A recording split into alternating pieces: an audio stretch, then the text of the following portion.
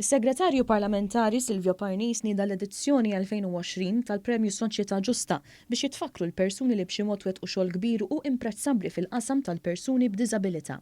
Il-Gvern, il-persuni b'diżabilità huma priorità fil-ħidma tagħna, ġifieri il-persuni b'diżabilità m'għandniex inqishom tat-tieni u tat-tielet klassi, huma priorità bħalma hija priorità kull attività u kull inizjattiva oħra. U llum il-messaġġ tagħna huwa iva rridu nirrikonoxxu, rridu nirringrazzjaw lill-persuni b'diżabilità għaliex huma qegħdin jikkontribwixxew lis-soċjetà u aħna rridu naraw li jkunu parteċipattivi fil-ħidma tal-Gvern u fil-ħidma li jkun qiegħed isir fil-pajjiż tagħna. Il-premju innifsu se jkun qed jitqassam f'5 kategoriji.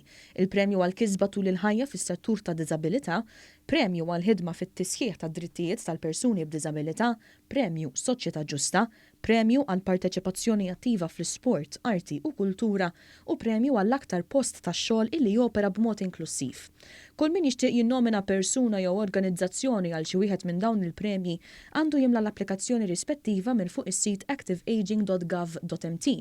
Iċ-chairperson tal-Bord tal-Għażla Oliver Xikluna spjega li n-nomini se jgħalqu fl-20 ta' Novembru li ġej u r-rebbieħa mistennija jitħabbru waqt il-ġimgħa ddedikata għad-diżabilità f'Diċembru. Importanti l dawn in-nies li nippremjawhom għax bis-saħħa tal-ideat li jiġu bihom, bis-saħħa tax-xogħol li jagħmlu huma, is-settur tad-diżabilità ikompli jimxi l qudiem b'aktar saħħa.